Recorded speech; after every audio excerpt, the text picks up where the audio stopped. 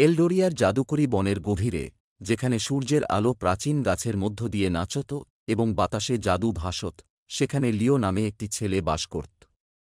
ছোট এবং কৌতূহলী, সে প্রতিদিন বনে ঘুরে বেড়াত, অ্যাডভেঞ্চারের সন্ধানে, যদিও তার হৃদয় একাকিত্বে ভুগত। যে গ্রামটি সে বাড়ি বলত তা ছিল ব্যস্ত, কিন্তু লিওর জন্য কেউই তার কিছু বেশি খোঁজার আকাঙ্ক্ষা বুঝতে পারত না। সে জানত না তার জীবন চিরতরে পরিবর্তিত হতে চলেছে। এক শান্ত সকালে, যখন কুয়াশা গাছের চারপাশে ঘুরছিল, লিও কিছু অসাধারণ জিনিস খুঁজে পেল।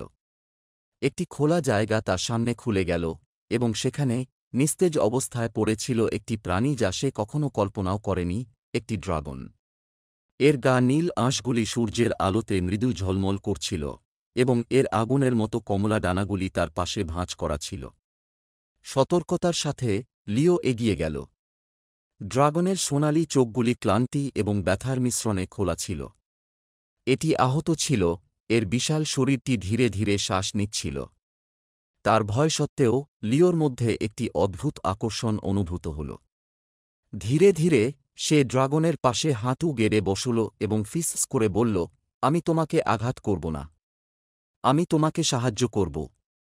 লিও বনের মধ্যে জল এবং ভেষজ খুঁজে বের করল, তার ছোট হাতগুলি কাঁপছিল যখন সে ড্রাগনের ক্ষতগুলির যত্ন নিচ্ছিল।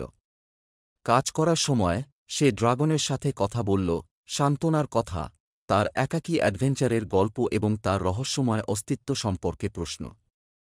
যদিও ড্রাগন কথা বলতে পারত না, তার চোখগুলি যেন বুঝতে পারছিল। একটি মৃদু আলো তাদের চারপাশে ঘিরেছিল, যেন বন নিজেই তাদের বন্ধনের সাক্ষী ছিল। রাতের বেলা ড্রাগন, যাকে লিও সোলিস নাম দিয়েছিল, তার মাথা তুলতে সক্ষম হল।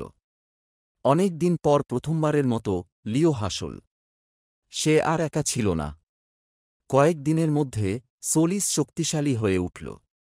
প্রতিটি খাবারের সাথে যা লিও নিয়ে আসত এবং প্রতিটি মুহূর্ত যা তারা একসাথে কাটাত, ড্রাগনের মহিমান্বিত উপস্থিতি ফিরে আসতে শুরু করল। এক বিকেলে, যখন সোনালি সূর্যের আলো খোলা জায়গায় পড়ছিল, সোলিস তার ডানাগুলি প্রসারিত করল। কমলা ঝিল্লিগুলি আলো ধরল, একটি চমকপ্রদ প্রদর্শনী তৈরি করল।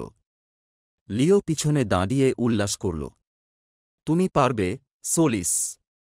তার ডানাগুলির শক্তিশালী বিট দিয়ে সোলিস বাতাসে উঠল, প্রথমে অস্থির ছিল কিন্তু দ্রুত আত্মবিশ্বাস অর্জন করল। লিও হাসল, একটি শব্দ যা বনের মধ্য দিয়ে প্রতিধ্বনিত হল। সোলিস বিজয়ের গর্জন করল, একটি শব্দ যা গাছগুলিকে কাঁপিয়ে দিল। একসাথে তারা অপ্রতিরোধ্য ছিল। কিন্তু তাদের আনন্দ দীর্ঘস্থায়ী ছিল না। ছায়াগুলি বনের মধ্য দিয়ে ক্রমশ ছড়িয়ে পড়তে শুরু করল, এবং এলডোরিয়ায় একটি শীতলতা নেমে এল। অন্ধকার প্রাণীগুলি, বিকৃত এবং অস্বাভাবিক, গভীর থেকে বেরিয়ে এল, তাদের জ্বলন্ত লাল চোখগুলি সোলিসের দিকে।